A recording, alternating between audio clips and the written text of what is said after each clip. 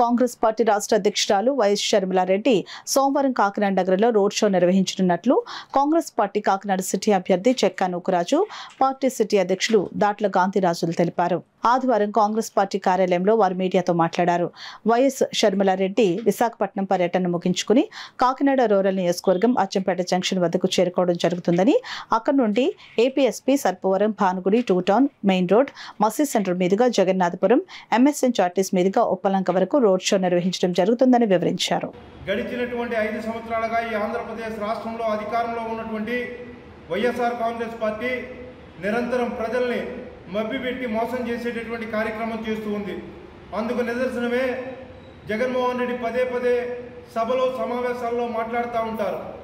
నేను భగవద్గీత మీద, బైబిల్ మీద, ఖురాన్ మీద ప్రమాణం చేస్తాను, నేను చేసినటువంటి అన్ని వాగ్దానాలు నెరవేర్చానని చెప్పి ఈరోజు వైఎస్ఆర్ కాంగ్రెస్ పార్టీ చెప్తుంది.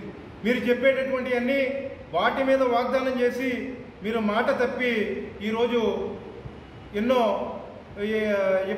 ప్రజలను ఇబ్బందులకు గురి చేస్తున్నటువంటి పరిస్థితి. ప్రతిదానికి కూడా మాట తప్పడమే, చెప్పినటువంటి ఏ పని చేసినటువంటి పరిస్థితి లేదు.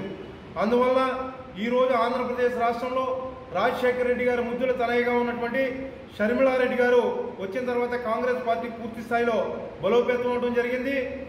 అందుకు రేపు వచ్చేటటువంటి ఈ కార్యక్రమాన్ని జయప్రదం చేయాలని చెప్పి కాంగ్రెస్ పార్టీ నాయకుల్ని, అదేవిధంగా కాంగ్రెస్ పార్టీ కార్యకర్తలని, కాకినాడకు సంబంధించినటువంటి ప్రజలు ఘనంగా షర్మిలారెడ్డి గారిని ఆహ్వానించాలని కోరుకుంటూ సెలవు తీసుకుంటారు.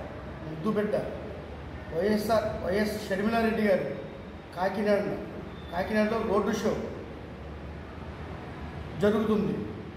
కాకినాడ మొదలు అచ్చంపేట జంక్షన్ నుంచి ఉప్పలంక రోడ్డు వరకు షర్మిలమ్మ గారు రోడ్డు షోలో అచ్చంపేట, సర్పారం, భానుగుడి మీదుగా మసీదు, అలా వంతెన, అలా ఉప్పలంక వరకు ఆ రోడ్డు షో అనంతరం షర్మిలమ్మ గారు గన్నవరం వెళ్ళిపోతారు.